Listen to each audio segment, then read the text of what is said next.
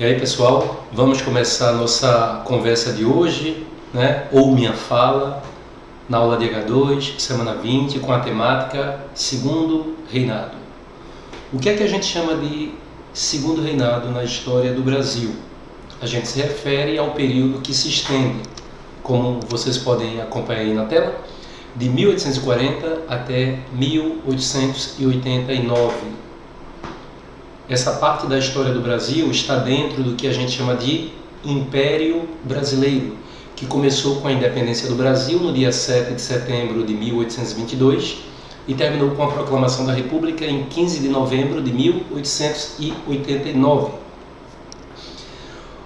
O Império Brasileiro é subdividido em 3 fases. A primeira delas, o primeiro reinado, que durou de 1822 até 1831, foi um período que correspondeu ao governo de Dom Pedro I, que abdicou em 7 de abril de 1831, foi embora para Portugal, deixou seu filho aqui, o garoto Pedro de Alcântara, com 5 anos de idade, e aí esse garoto não podia assumir, porque era menor de idade, não podia assumir como imperador. Então o Brasil passou os próximos 9 anos nas mãos dos regentes. Esse período é chamado de período regencial, que foi de 1831 até 1840. Então, nesse breve período de 9 anos, tivemos no Brasil as 2 regências trinas, uma provisória e uma dita permanente. Tivemos o ato adicional de 34, que modificou a regência de 3 para uma pessoa. E aí, na sequência, tivemos a regência una do padre Antônio Diogo Feijó, e depois a regência una de Araújo Lima. E aí, em 1840, o Partido Liberal promoveu um golpe que é conhecido na história do Brasil como o golpe da maioridade. E o garoto, Dom Pedro II, foi aclamado imperador com 15 anos incompletos, porque a maioridade baixou para 15 anos, e aí ele iria governar de 1840 até 1889, que é esse período que a gente chama de Segundo Reinado. E aí eu estou apresentando para vocês, nessa tela inicial, a subdivisão do Segundo Reinado, para facilitar a nossa compreensão. Então, do golpe da maioridade até 1853, houve uma luta da oligarquia brasileira, principalmente aquela ligada ao café no sudeste brasileiro, né? A busca dessa oligarquia pela afirmação no poder. E o próprio imperador, né? O imperador adolescente, o imperador muito jovem, que buscava se consolidar no poder. De 1853 até 1873, como vocês podem acompanhar aí, a gente pode dizer que o Segundo Reinado encontrou a sua relativa estabilidade. Estabilidade essa, em parte, promovida pelo bom desempenho do café como produto de exportação da nossa economia. Mas a partir de 1870 até 1889, a gente teve aí a chamada derrocada, a decadência do Segundo Reinado, que alguns autores chamam de Inferno Austral, né, de Dom Pedro II, tá bom? O Inferno Austral, não é? Então, relativo a astros, claro. Então a gente vai começando a nossa fala, tá? Eu vou começando a minha fala, destrinchando um pouquinho essa fase inicial. Veja que a primeira fase, 1840 até 1853 aproximadamente, então vou tecer algum comentário sobre essa primeira fase, aí depois eu vou para a segunda fase, de 53 a 70, e finalmente eu falo da decadência do Segundo Reinado, beleza? Bem, nesses aproximadamente 10 anos iniciais do Segundo Reinado, a gente destaca o golpe da maioridade. É importante que você saiba que o golpe da maioridade foi desfechado, foi promovido pelo Partido Liberal, que não estava no poder naquele momento, né? Quem estava era Araújo Lima, representante do Partido Conservador. O Brasil corria um risco de se fragmentar por conta das revoltas separatistas regenciais.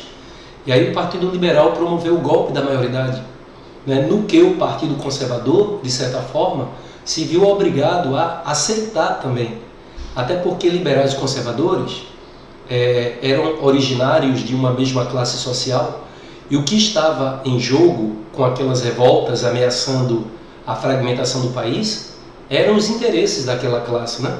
Que era manter o latifúndio e manter a escravidão. Então, mesmo o golpe tendo sido dado pelos liberais, os conservadores, no final das contas, abraçaram a causa também, tá bom?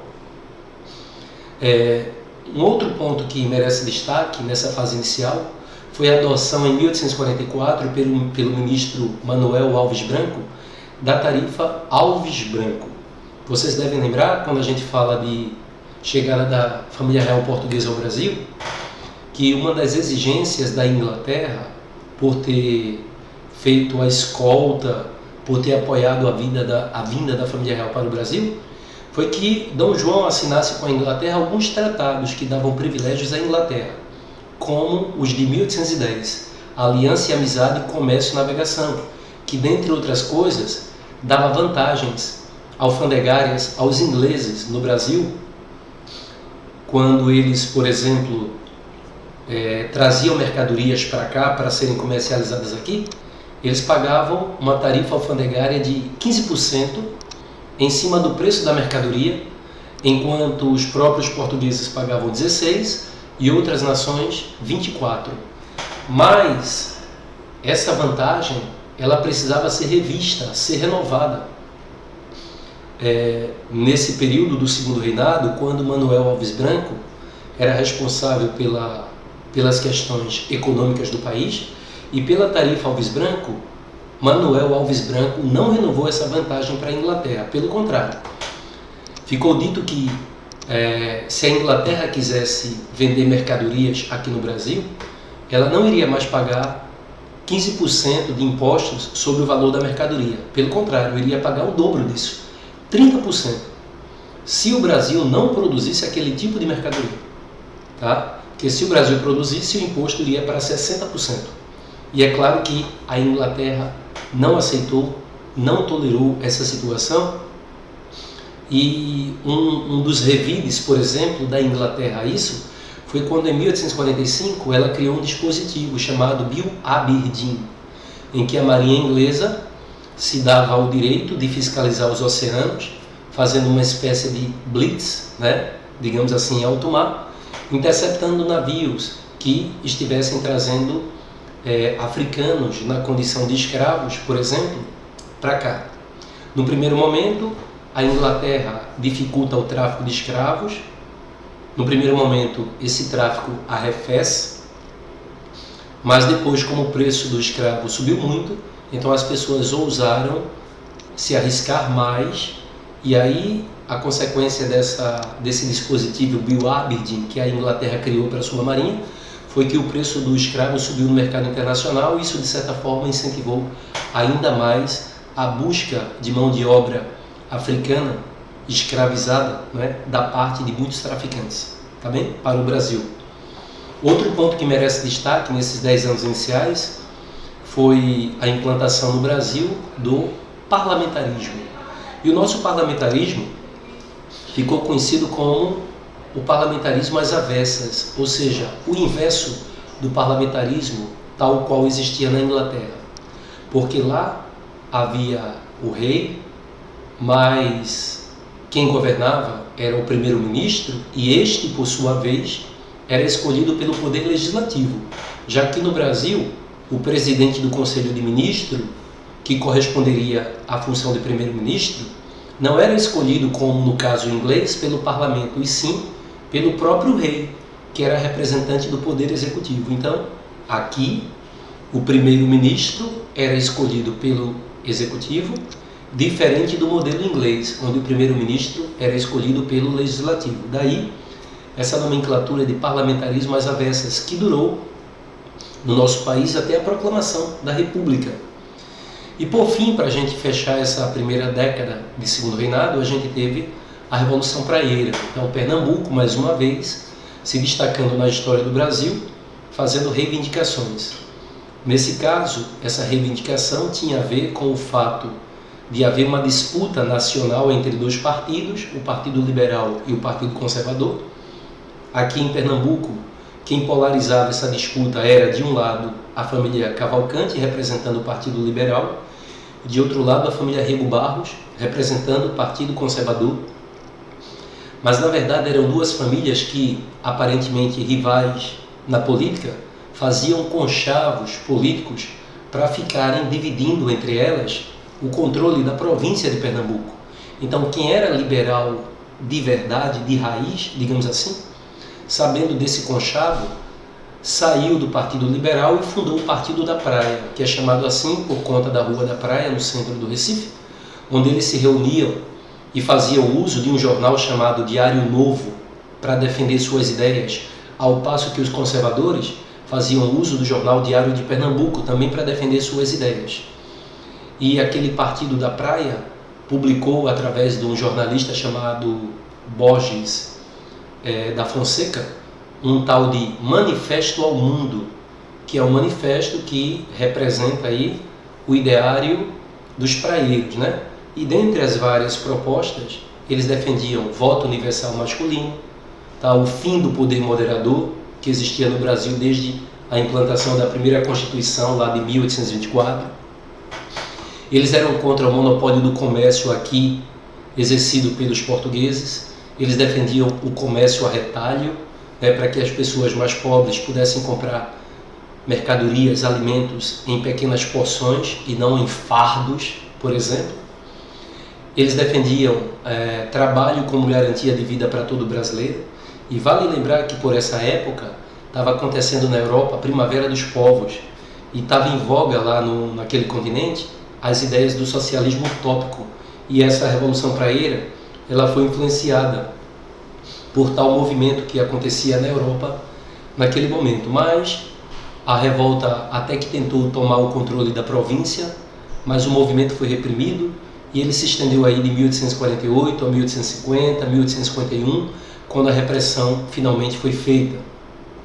Vale lembrar que em 1850, né, eu não coloquei aí no slide, mas você pode atentar para isso, que em 1850 a gente teve a implantação aqui no Brasil da chamada Lei de Terras. E essa Lei de Terras, ela foi criada para manter intacto o latifúndio no Brasil. Por exemplo, pela Lei de Terras, ficava determinado que você só poderia ser proprietário de terra se você pudesse mostrar a comprovação de que pagou por ela. Então, nada de posse mais, né? Nada de doações. Então, você teria que comprovar ter pago pela terra para ser proprietário da terra. Então, era uma forma de garantir que o latifúndio fosse mantido na mão ou nas mãos dessa oligarquia privilegiada que esteve sempre no controle da política e da economia do Brasil, tá bom? Bem, a segunda fase do segundo reinado é aquela fase que foi de 1853 até 1870 aproximadamente. Foi a fase em que o café ele estava em profunda ascensão na nossa economia. Daqui a pouquinho eu falo do café, mas outro ponto que eu quero destacar primeiro foi a problemática internacional na qual o Brasil se envolveu. E o primeiro caso que eu trago para vocês aqui é a chamada questão Christie. Vocês podem acompanhar aí, ó, questão Christie. Essa charge aqui é uma charge representativa do diplomata inglês no Brasil, chamado William Christie.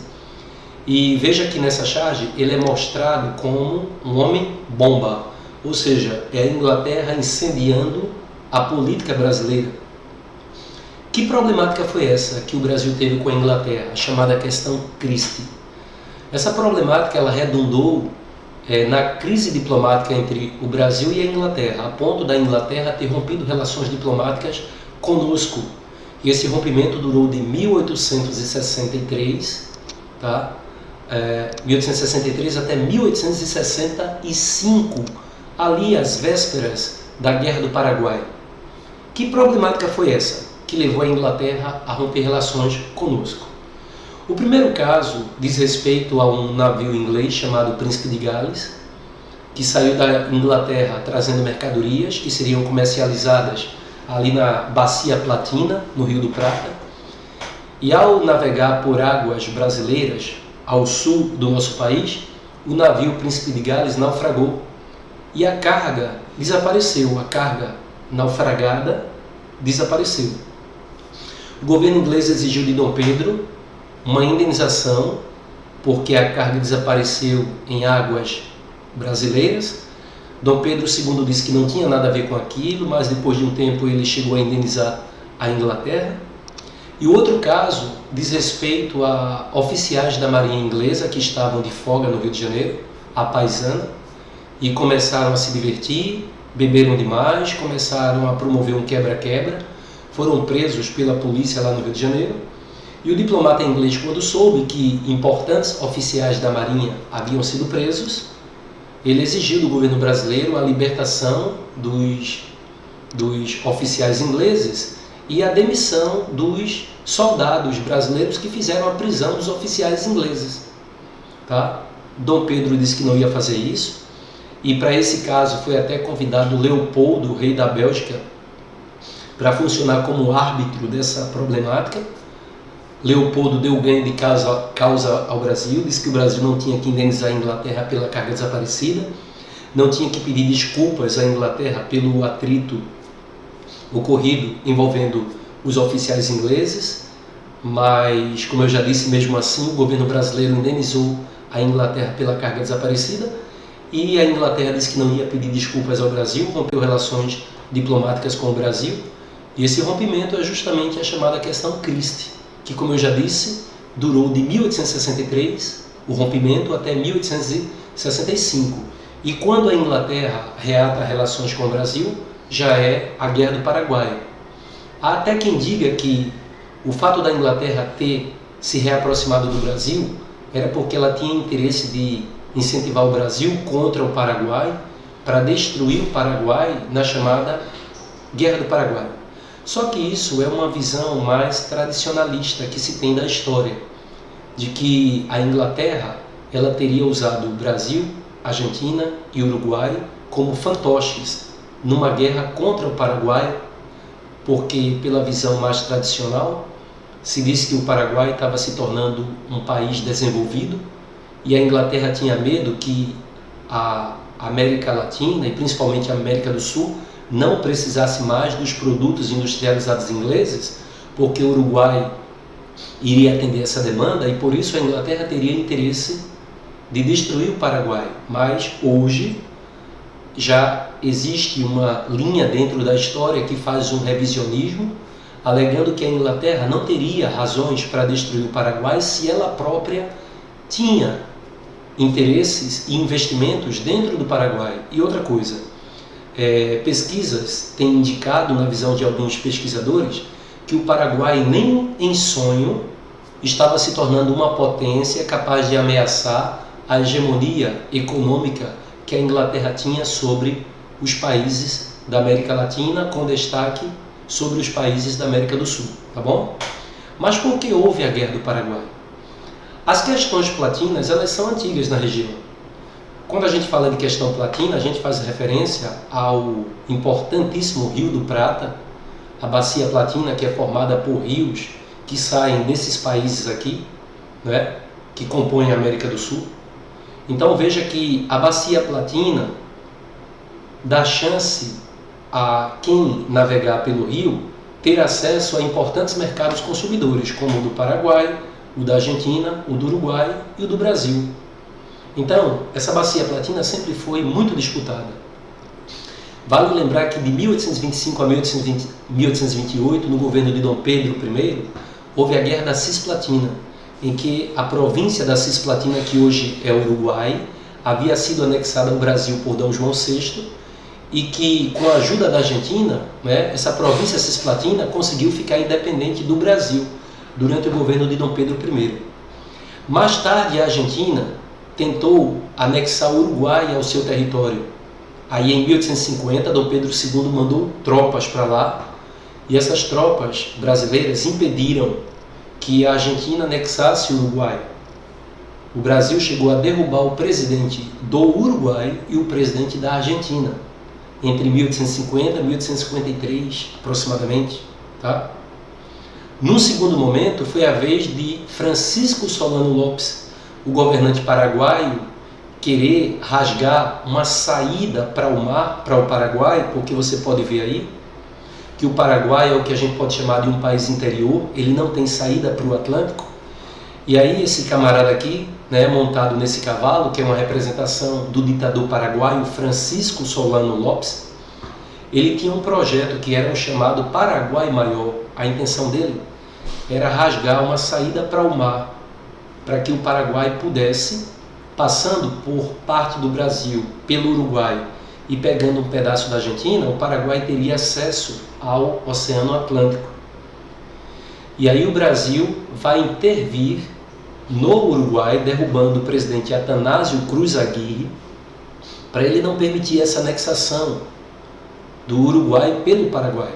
E aí quando o Brasil interfere de novo no Uruguai, derrubando o presidente do Uruguai, o ditador paraguaio Lopes reage, e aí, como vocês podem perceber nessas setas vermelhas, né, o ditador paraguaio, com suas tropas, invade o Mato Grosso, tá?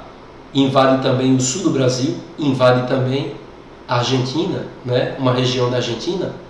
Ele tinha interesse em anexar Corrientes, por exemplo, né, e Entre Rios da Argentina. E aí começou a Guerra do Paraguai. O estopim dessa guerra foi quando um navio brasileiro chamado Marquês de Olinda estava navegando em águas paraguaias e Lopes, do Paraguai, apreendeu aquele navio e imediatamente invadiu o território brasileiro, fazendo eclodir aí a chamada Guerra do Paraguai. Então, o motivo fundamental dessa guerra era o interesse desses países de exercer o controle sobre a navegação do importantíssimo Rio do Prata. E aí Argentina e Brasil eram inimigos históricos, né, disputando essa hegemonia na Bacia Platina, mas diante do crescimento do Paraguai, Brasil e Argentina se uniram, e também o Partido Colorado do Uruguai, que era aliado do Brasil, se uniram, e aí formou-se a chamada Tríplice Aliança Brasil, Uruguai e Argentina contra o Paraguai. E aí a guerra durou de 1865 a 1870, e a gente sabe que pessoas importantes participaram dessa guerra, como o Duque de Caxias, que venceu várias batalhas, as chamadas Dezembradas na Guerra do Paraguai. Tivemos também o Almirante Barroso, que no comecinho da guerra, na Batalha do Riachuelo, foi grande vitorioso sobre as forças navais paraguaias. E a partir de um certo momento, o Conde Di, né, o marido da Princesa Isabel, assumiu as rédeas da guerra e foi ele que travou o último confronto com os paraguaios na Batalha de Cerro Corá, em que Francisco Solano Lopes foi morto, pondo fim aí à Guerra do Paraguai. E a gente sabe que o Paraguai foi arrasado, né? A população de homens em idade produtiva no militarismo, a grande quantidade de homens mortos foi considerável. Se diz que o Paraguai, depois da guerra, virou um país de crianças, mulheres e idosos, tá? E dessa maneira foi trágica essa guerra para o Paraguai, tá bem? Então, como eu já disse, nesse contexto, a Inglaterra reatou relações com o Brasil às vésperas dessa guerra. E, como eu já disse, existem duas correntes que defendem, né, o papel, que defendem de forma contrária entre si, claro, o papel da Inglaterra apoiando essa guerra. A versão mais tradicional diz que a Inglaterra foi a grande vencedora da guerra porque apoiou a Tríplice Aliança contra o Paraguai, mas uma visão mais recente diz que a Inglaterra não tinha interesse em destruir o Paraguai porque ela própria tinha investimentos naquele país. Beleza? Vale lembrar que num determinado momento da guerra, o exército brasileiro, precisando de mais soldados, instituiu o corpo de voluntários da pátria. Então, voluntários eram chamadas aquelas pessoas que se voluntariavam, que se apresentavam, né, se ofereciam para ir para a guerra. Mas a gente sabe que esses voluntários da pátria, a gente coloca entre aspas, porque aqui no Brasil muitos senhores que não queriam deixar seus filhos irem à guerra ofereciam para o governo brasileiro, em troca da ida de seu filho, 1 ou 2 escravos e esses escravos eram mandados à guerra. Mas foi feita a promessa de que na volta deles para o Brasil, eles teriam a sua liberdade, né? Deixariam de ser escravos. E que, além disso, foram feitas outras promessas, né? Por exemplo, de acesso à terra, depois da guerra, recebimento de lotes de terra, e a gente sabe que isso não aconteceu, isso não foi comprovado, tá bem? E para muitos escravos, para alguns escravos que voltavam livres da guerra, eles não ficavam de todo felizes, porque seu pai, sua mãe, seus irmãos, né, ainda continuariam na condição de escravo. Então, não era uma coisa a se comemorar de forma tão efusiva e efetiva, tá? Bem, outro acontecimento importante que a gente tem que colocar aí como destaque desse período de estabilidade do Segundo Reinado, tá? Foi a economia cafeira. Se bem que essa guerra do Paraguai não é estabilidade, tá? Mas assim, em termos de economia, o café dá realmente certa estabilidade. Vale lembrar que o café foi introduzido no Brasil em 1727, vindo da Guiana Francesa, e ele foi sendo plantado no norte do país, depois desceu para o nordeste, e ao chegar ao sudeste encontrou condições bem favoráveis para o seu desenvolvimento. Vale lembrar, olhando aqui no mapa, que o primeiro lugar no sudeste onde o café vai ter um bom desempenho, está dizendo aqui, ó, nessa legenda, a cor, digamos, salmão aí, sei lá, marrom, está mostrando que o café se deu muito bem até 1850 nessa região chamada Vale do Paraíba, né, entre São Paulo e Rio de Janeiro. E o café se deu muito bem ali, principalmente até 1870. A partir dali ele foi sendo levado cada vez mais para o oeste, o chamado Oeste Paulista, né? A Terra Roxa foi o ambiente ideal que o café encontrou para se desenvolver, e o café para exportação trouxe muitos dividendos para a economia brasileira, e foi isso que promoveu uma relativa estabilidade na nossa economia, tá bom? O café voltado principalmente para a exportação.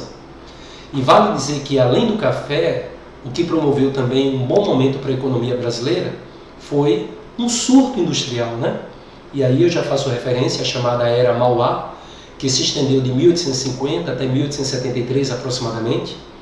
E é claro que é a prosperidade do café que promove também uma certa prosperidade, claro, rápida, passageira, mas um surto da indústria, tá?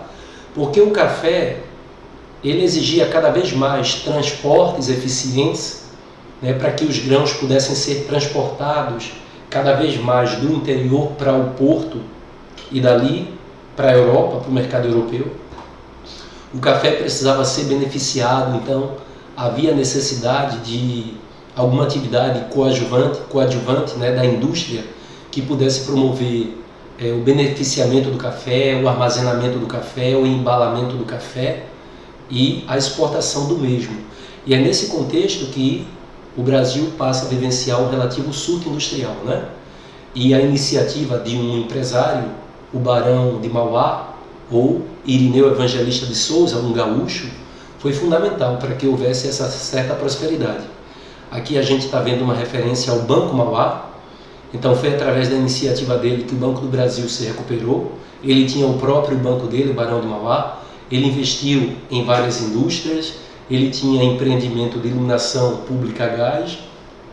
Ele tinha empresas de fabricação de embarcações, né? Estaleiros. Tinha metalúrgica, tá? Siderúrgica. E isso, de certa forma, possibilitado pela grande prosperidade do café. Vale lembrar também que nessa época, 1850, já havia sido assinada a Lei Eusébio de Queiroz, que proibia o tráfico de escravos. Então, o montante de dinheiro que antes era utilizado na aquisição de mão de obra escrava africana, agora tinha que ser empregado no outro setor. Então, o dinheiro que antes era do tráfico de escravos, o dinheiro do café, juntos aí deram esse incremento e, consequentemente, um bom momento, um surto, né, para a nossa indústria, o primeiro surto industrial nosso. Mas acontece que a partir de 1870, ali depois da Guerra do Paraguai, então Dom Pedro vai entrar num processo de contestação de sua autoridade, de seu governo, de sua prática, e essa contestação vai enfraquecer cada vez mais o seu governo em vários setores, e isso aí vai levar à derrocada da monarquia. E, no geral, a gente diz que foram 4 as questões responsáveis pela queda do império, pela queda da monarquia, que foram a questão militar, a religiosa, a abolicionista e a republicana. Tá? A questão militar, ela se dá naquele contexto do término da Guerra do Paraguai, porque o exército brasileiro voltou da Guerra do Paraguai fazendo exigências ao imperador. E vale lembrar que havia uma rixa entre o exército e os políticos do Brasil desde a criação da Guarda Nacional de 1831 pelo ministro da Justiça, o padre Feijó, quando ele era ministro da regência trina permanente. O exército nunca viu com bons olhos o fato da elite política brasileira ter criado uma força paralela ao exército, que era a Guarda Nacional. E aí o exército agora, vindo vitorioso da Guerra do Paraguai, né, vem querendo uma revanche sobre o imperador, sobre os políticos, passando na cara dos políticos que foi graças ao exército que o Brasil venceu a Guerra do Paraguai, e a partir daí aquela instituição militar passou a fazer exigências ao imperador. Vale lembrar que o Brasil foi vitorioso na Guerra do Paraguai, mas não era uma vitória que merecia muita comemoração, porque o Brasil saiu muito endividado, né? O Brasil teve que contrair muitos empréstimos, principalmente junto à Inglaterra, então não era uma vitória que pudesse ser de fato tão comemorada. Bem, aí Dom Pedro, pressionado pelos militares, pelo exército, fez promessas de que iria melhorar a instituição militar, mas essas promessas não foram cumpridas. E aí houve um desgaste muito grande entre o exército e o imperador, e não é à toa que quem esteve à frente da proclamação da República, né, foi o Marechal Deodoro da Fonseca, tá bom? A questão religiosa está sendo retratada aqui nessa charge, né? Veja, o Estado se indispondo com a Igreja. Vale lembrar que no século XIX, naquele processo de unificação da Itália, a maçonaria na Itália participou do processo de unificação daquele país, e no processo de unificação da Itália, Roma, que era chefiada pela Igreja Católica, foi tomada da Igreja Católica e adotada como capital da recém-unificada Itália. E houve uma disposição ali entre os maçons e o Papa, e por isso o Papa Pio IX criou uma tal de bula Syllabus, e pela bula ficava proibida a participação da maçonaria no seio da Igreja Católica. E é claro que essa medida papal deveria valer para todo mundo católico. Mas aqui no Brasil havia, desde a primeira Constituição Brasileira de 1824, o regime do padroado, que submetia a Igreja ao Estado.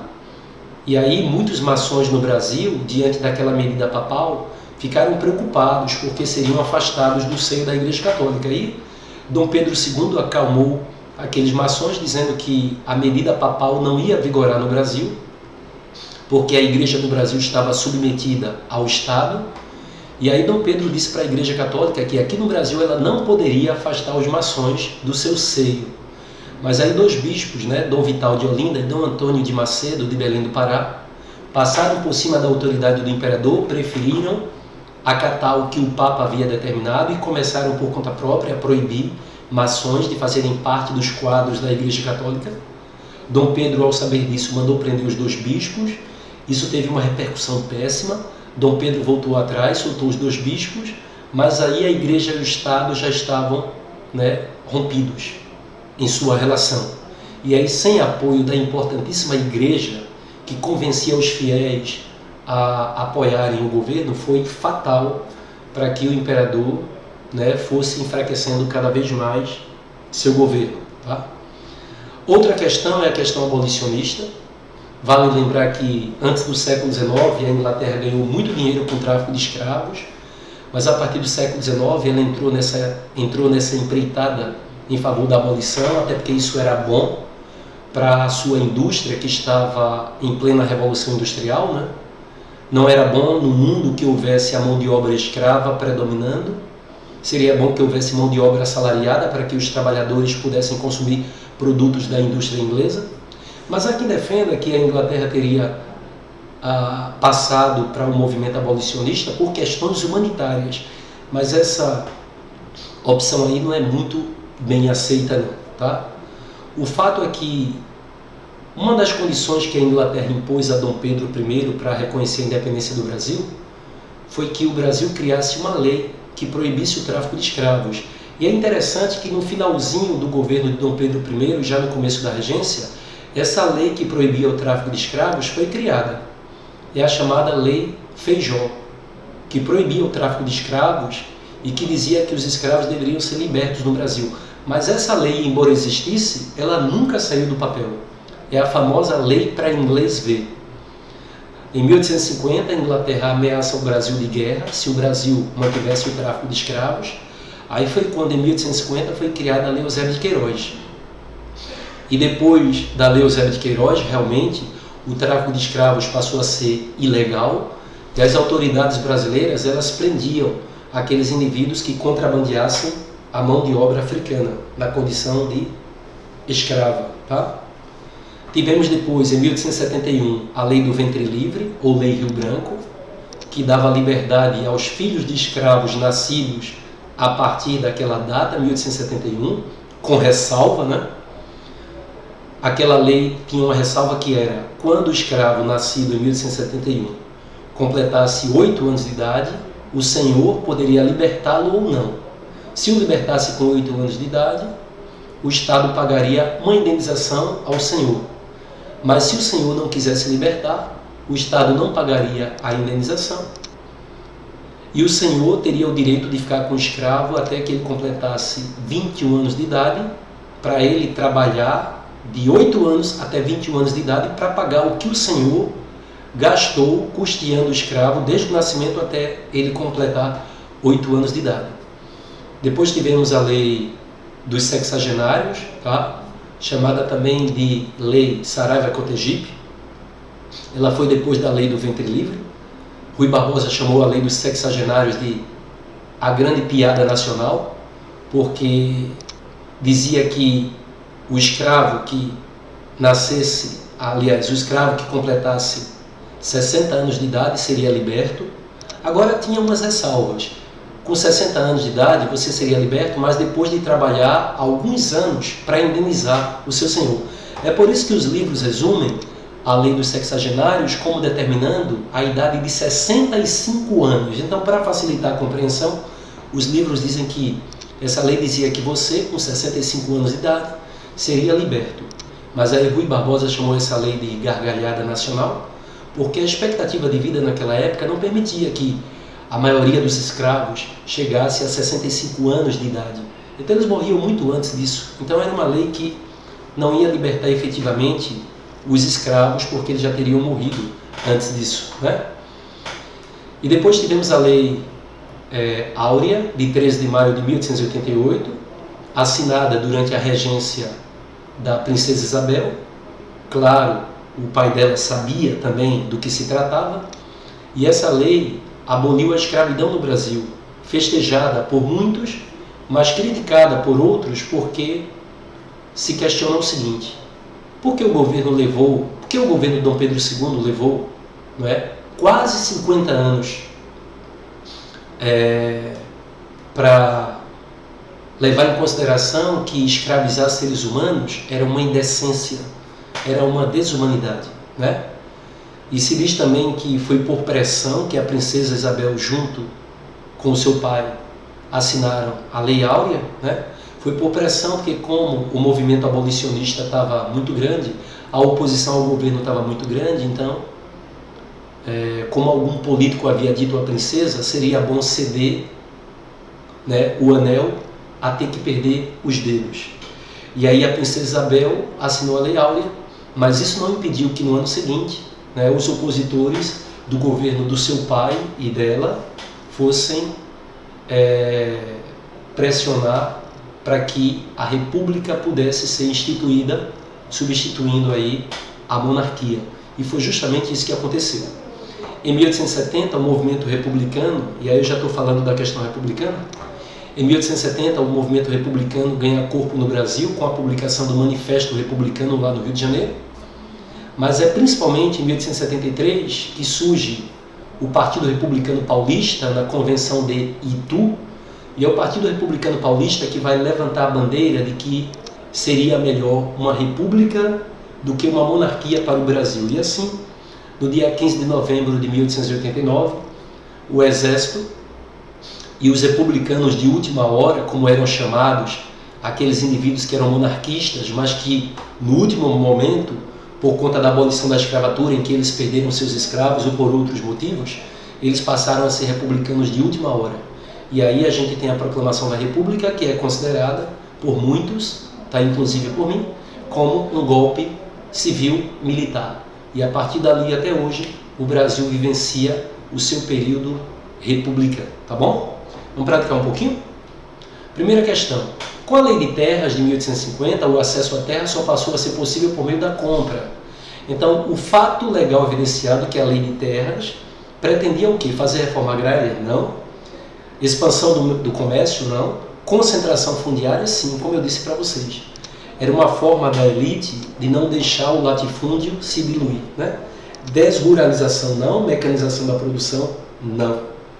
Segunda questão, na segunda metade do século XIX, a capoeira era uma marca da tradição rebelde da população trabalhadora urbana na maior cidade do Império do Brasil, que reunia escravos e livres, brasileiros, imigrantes, jovens e adultos, negros e brancos. O que mais os unia era pertencer aos porões da sociedade, e na última escala do piso social estavam os escravos africanos. De acordo com o texto, um fator que contribuiu para a construção da tradição mencionada, né, a tradição popular, a capoeira, foi o quê? Segundo o texto, foi a integração de vários grupos, digamos assim, marginalizados, né? Então seria a letra A, elitização, não. Eita, já marquei. Desorganização da vida rural, não. Redução da desigualdade, não. Mercantilização, não. Diversificação dos grupos participantes, como está sendo dito aqui no texto. Ó. Reunia a capoeira escravos e livres, brasileiros e imigrantes, jovens adultos, negros e brancos. Então seria aí a diversificação dos grupos participantes. Observe a tabela abaixo, que apresenta o número de africanos escravizados que desembarcaram no Brasil. Então você vê aqui, ó, número de africanos escravizados. Olha o ano da independência.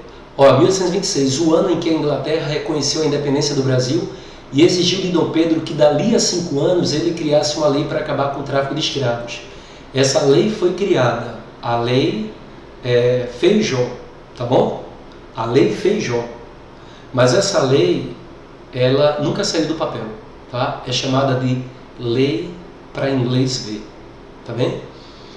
Então a gente tem, com o passar do tempo, o aumento do tráfico de escravos. Aqui ou ali você vai ter uma redução, né?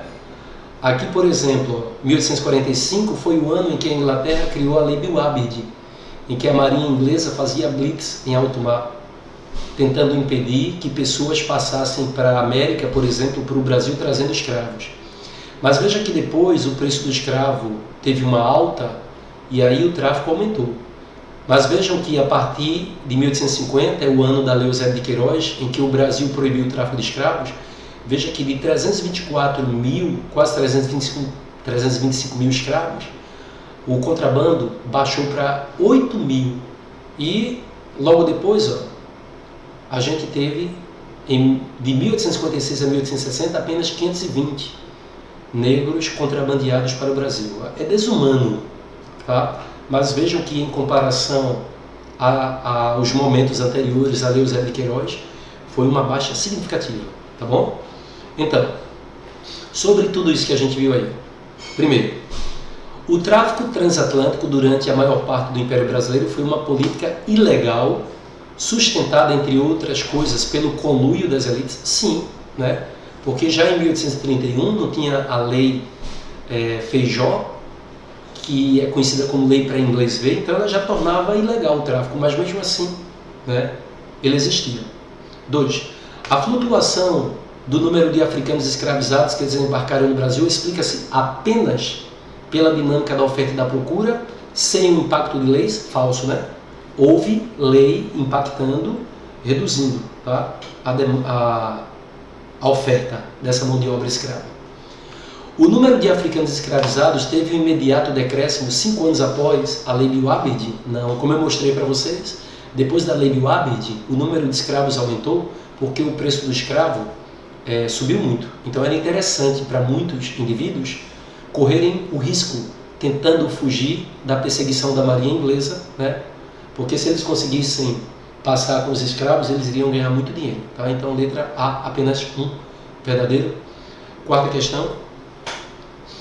A presença de mulheres brasileiras na Guerra do Paraguai, atuando no abastecimento, no tratamento aos feridos, inclusive nas frentes de batalha, foi significativa? Foi. As mulheres davam esse suporte, sim, aos soldados, né?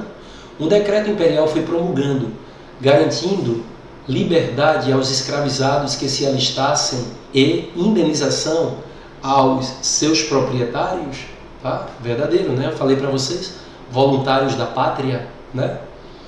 O governo monárquico cumpriu integralmente o acordo de concessão de terras, empregos e pensões a todos os voluntários da pátria? De jeito nenhum, tá bom? Então, letra C, tá? Apenas 1 e 2 verdadeiros. E a 5ª questão, sobre o café, né? O caráter próprio das fazendas de café do Oeste Paulista de 1840 pode ser explicado em parte. Então, eu falei para vocês que o café, ele primeiro se desenvolve no Vale do Paraíba, mas depois ele vai para o Oeste Paulista, né? E ele encontra condições muito favoráveis, não só pela terra roxa que é adequado a ele, mas também, como eu falei para vocês, do surto industrial.